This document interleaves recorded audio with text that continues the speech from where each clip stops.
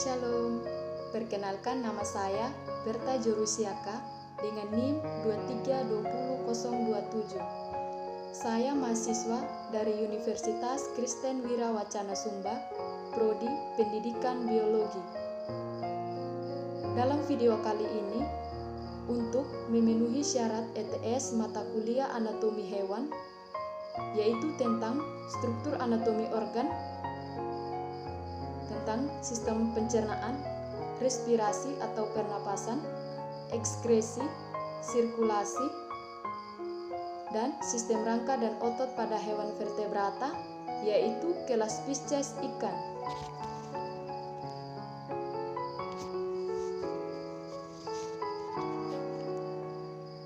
Yang pertama, sistem pencernaan pada kelas Pisces ikan.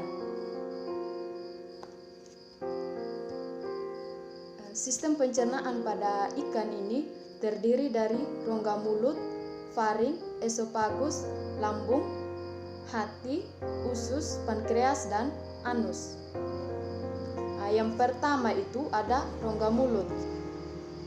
Di bagian sini. Pada rongga mulut terdapat gigi dan lidah. Rongga mulut berhubungan dengan faring. Rongga mulut ini berfungsi untuk mempermudahkan masuknya makanan. Yang kedua ada faring. Faringnya di bagian sini. Faring ini merupakan lanjutan rongga mulut yang terdapat di daerah sekitar insang. Berfungsi untuk menyaring makanan. Yang ketiga ada esofagus atau kerongkongan.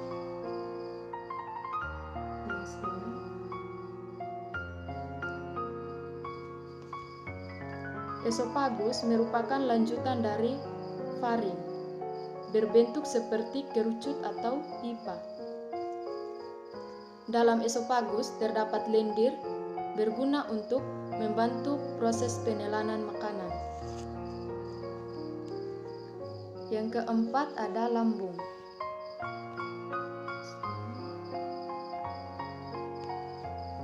Lambung ini atau yang disebut ventriculus merupakan lanjutan dari esofagus dan berupa saluran memanjang yang jelas. Lambung ini berfungsi sebagai penampungan makanan dan tempat pelindung dinding lambung dari asam klorida. Yang kelima ada hati. Di sini.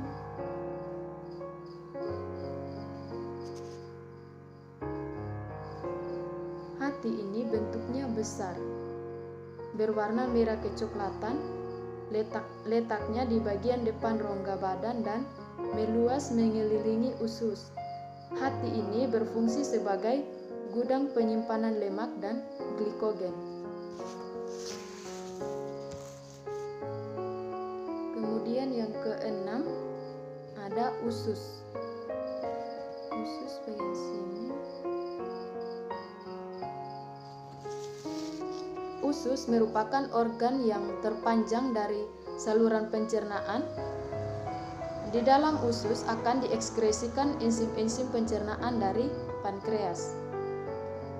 Fungsi utama dari usus sebagai tempat penyerapan nutrisi makanan yang terjadi di sepanjang dinding usus halus, dan saat makanan yang tidak dicerna akan diteruskan ke rektum. Yang ketujuh ini ada pankreas.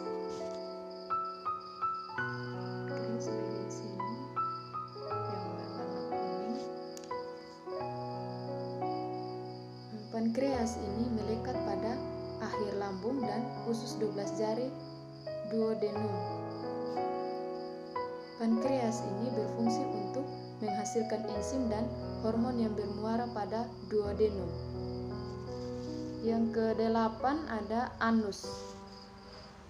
Anus bagian sini.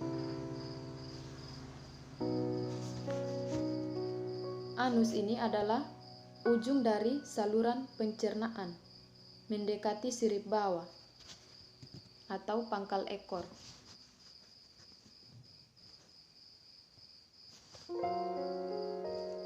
Berikutnya ada sistem respirasi atau pernapasan pada ikan. Ikan ini mempunyai alat pernapasan yang disebut insang. Ini yang disebut insang di sini. Air masuk ke mulut sampai insang. Ini air masuk ke lewat mulut, kemudian airnya keluar lewat lembaran insang. Air masuk ke mulut sampai insang. Insang ini berbentuk lembaran-lembaran tipis berwarna merah dan selalu lembab. Pada lembaran insang sebagai tempat pertukaran oksigen dan karbon dioksida.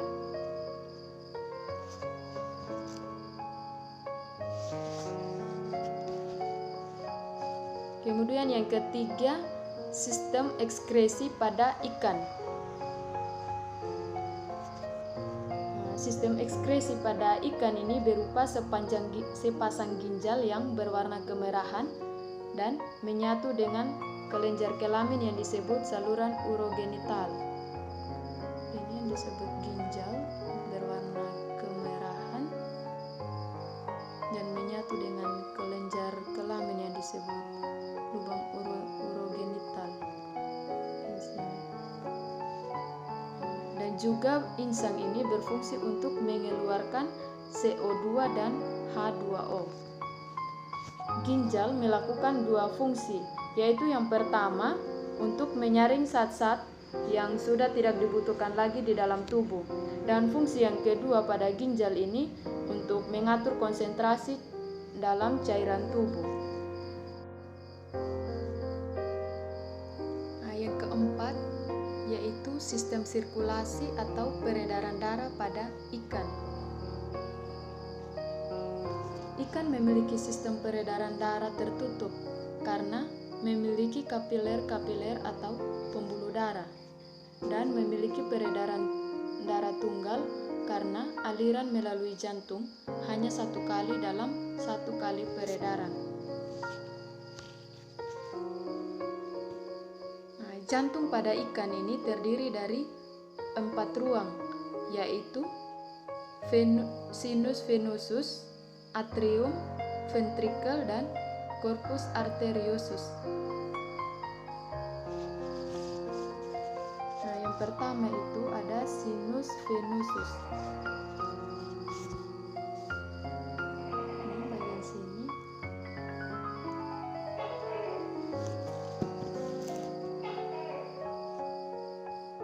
Sinus venosus ini adalah ruang jantung pertama yang paling pertama. Fungsinya sebagai ruang penerima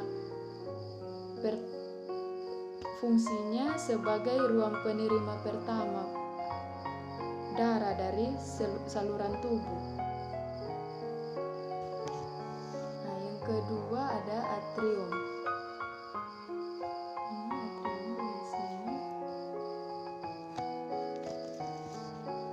Letak atrium ini di depan sinus venosus, merupakan jantung kedua dengan dinding lebih tebal dari sinus venosus dan mempunyai katup pada bagian depannya untuk menjaga agar darah yang sudah keluar dari ruang tersebut tidak kembali lagi. Yang ketiga ada ventrikel.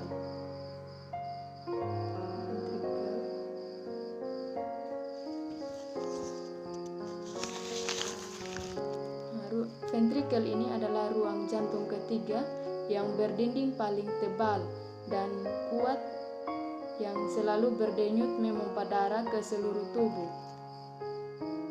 Yang keempat yaitu corpus arteriosus.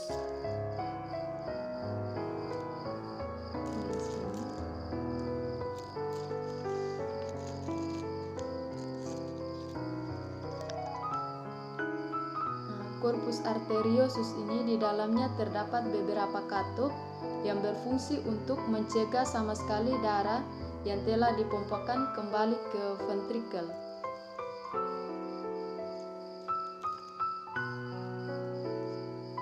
Yang kelima yaitu sistem rangka dan otot pada ikan. Yang pertama ada sistem rangka. Sistem rangka pada ikan itu ada beberapa sistem rangka. Itu yang pertama tulang tengkorak, yang kedua rongga mata, yang ketiga tulang belakang, yang keempat sirip punggung, yang kelima sirip dada, yang keenam sirip perut, dan yang terakhir itu sirip ekor.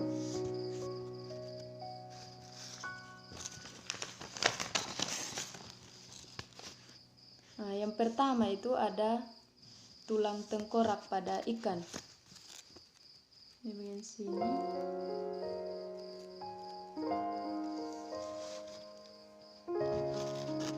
Tulang tengkorak ini berfungsi untuk menegakkan tubuh, menunjang, dan menyokong organ-organ tubuh, serta berfungsi pula dalam proses pembentukan butir darah merah. Yang kedua ada rongga mata. Di sini.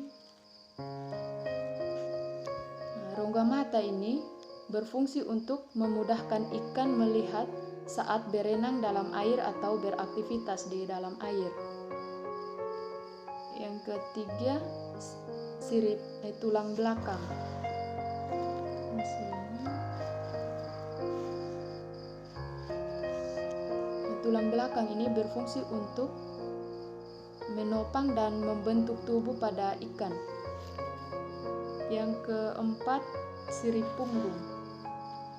Di sini. Sirip punggung ini berfungsi untuk menjaga kestabilan ikan saat berenang dalam air. Yang kelima ada sirip dada.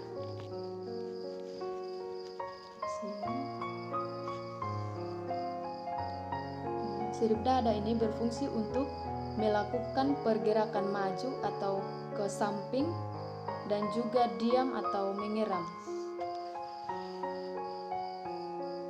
Yang keenam ada tulang rusuk. Tulang rusuk mendekati sirip dada di sini. Tulang rusuk ini untuk melindungi organ-organ dalam seperti hati, paru-paru, jantung, dan lain-lain. Yang ketujuh itu ada sirip perut.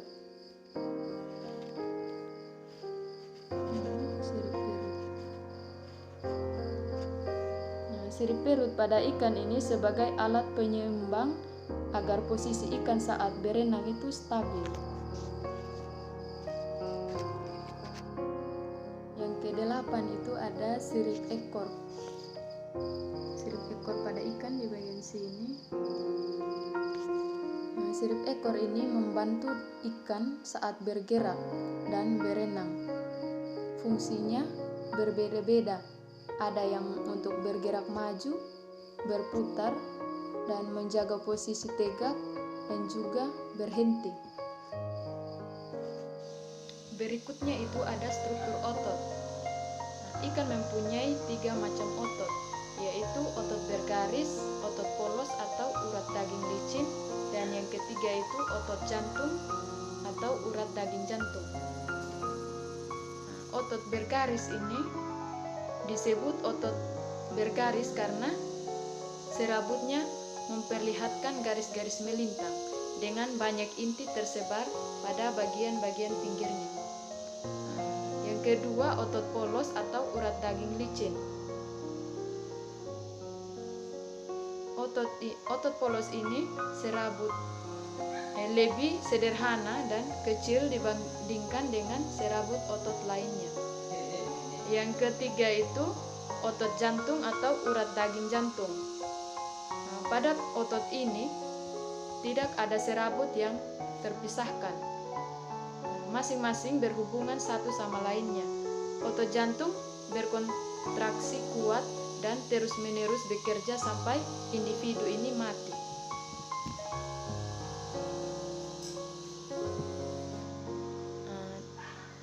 Kesimpulan dari kelima struktur organ tadi itu. Nah, yang pertama sistem pencernaan. Sistem pencernaan adalah proses yang dilakukan oleh sistem organ pencernaan untuk mengolah makanan agar dapat diserap nutrisinya dan diubah menjadi energi. Saluran pencernaan pada ikan yaitu rongga mulut, faring, esofagus, hati, lambung, usus, dan anus. Yang kedua, sistem respirasi atau pernafasan pada ikan. Sistem pernafasan adalah suatu sistem yang terdiri dari beberapa organ dengan fungsinya untuk menjadi saluran dan tempat pertukaran udara berupa oksigen dan karbon dioksida. Ikan bernafas dengan insang. Yang ketiga, sistem ekskresi. Sistem ekskresi adalah sistem yang bertugas untuk mengolah dan membuang zat sisa metabolisme dan racun dari dalam tubuh. Alat ekskresi pada ikan berupa sepasang ginjal yang memanjang berwarna kemerah-merahan dan menyatu dengan kelenjar kelamin yang disebut saluran urogenital. Yang keempat, sistem sirkulasi. Sistem peredaran darah pada ikan bersifat tunggal karena hanya terdapat satu jalur sirkulasi peredaran darah, yaitu dari jantung darah menuju insang untuk melakukan pertukaran gas. Yang kelima yaitu sistem rangka dan otot.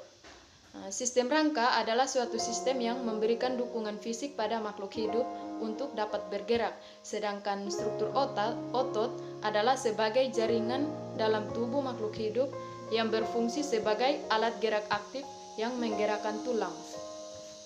Sekian dan terima kasih. Shalom.